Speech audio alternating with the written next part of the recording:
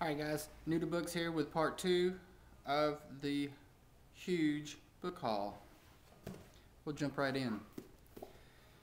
The next book, 2048. This book's basically about 3 people that are in the midst of a game between God and the devil. And basically the 3 people get to live in the utopian society once God comes back and reigns 1,000 years on earth, and then they get to live as if the devil has taken over, I think, or as in, once God kicks the devil back to hell, and then they get to choose which one they prefer. Sounds interesting. The next book I was happy to find, it's by James Reese. It's called The Book of Shadows.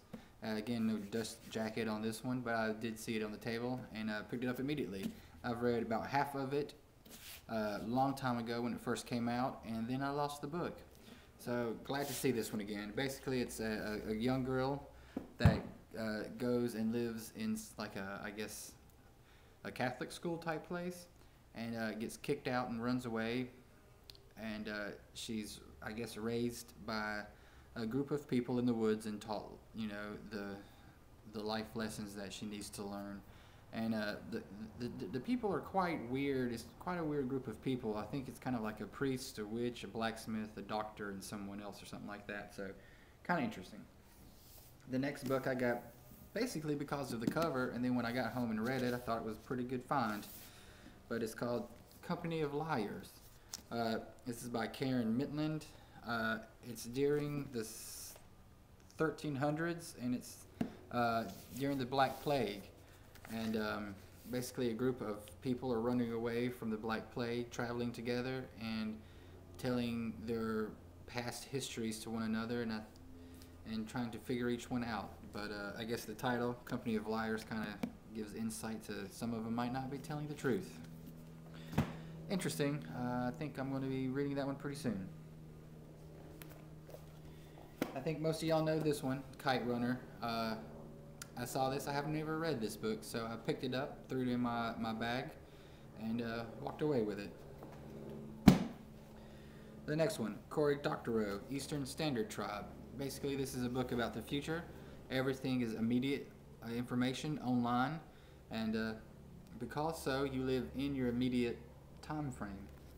Everything happens right then, and the main character is not a bioterrorist, but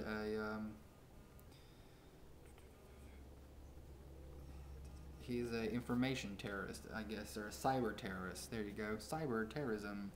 And everyone is broken up into tribes by their time zone. So, I guess this guy is the Eastern Standard Time tribe, and they're going against Mountain Pacific Time, and he's trying to make them look bad through the internet. I guess that's the plot. I've read the back of it and done some research, so it sounds pretty interesting. The next one, Adam Johnson, Parasites Like Us. Now, the title to me is a little confusing. I'm not really sure how to read the title, if it should be Parasites Like Us, as in they like to eat us, or Parasites Like Us, as in parasites like us, we are the parasites. Basically, it's a man doing an archaeological dig in the United States and unearths something very interesting, but inadvertently it releases some kind of deadly creature or plague or disease or curse or something on the world, and the world is ending. And that's all I know about the book so far, but it sounds very interesting.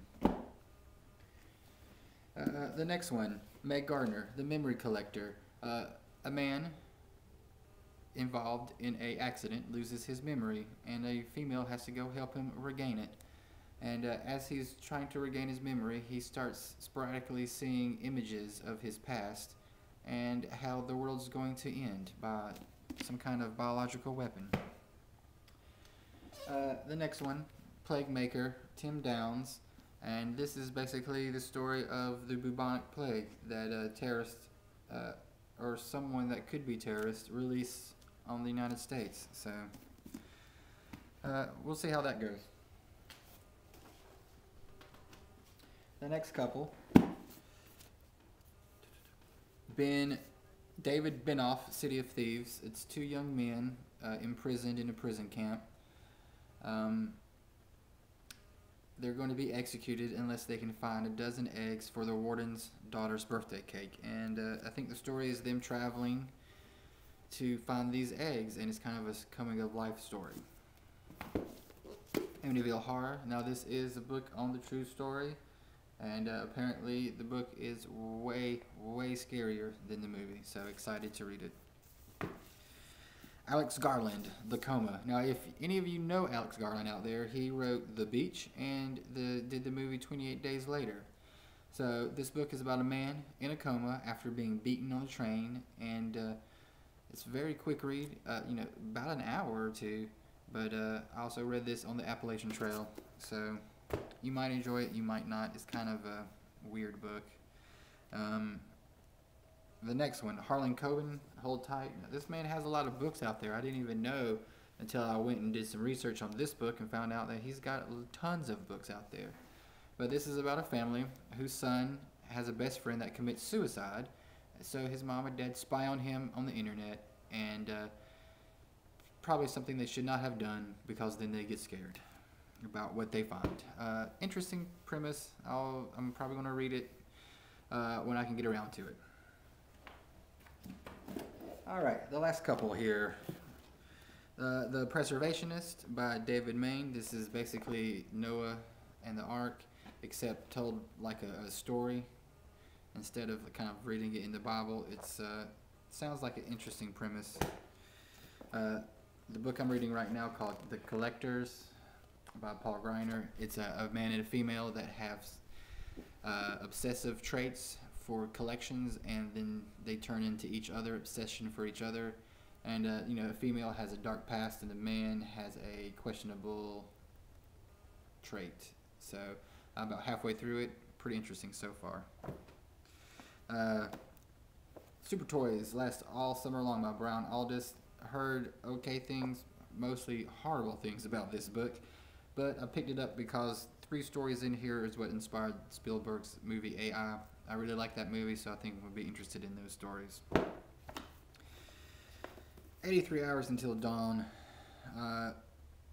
This is by Gene Miller in collaboration with Barbara Mackle, which Barbara Mackle was a daughter to a wealthy family in Atlanta who was abducted by 2 men and buried in a coffin under the ground for 83 hours. This is the actual true story of what happened, and it also has pictures. So, like the pictures. And last but not least, Winter Birds. This is by Jim Grimsley.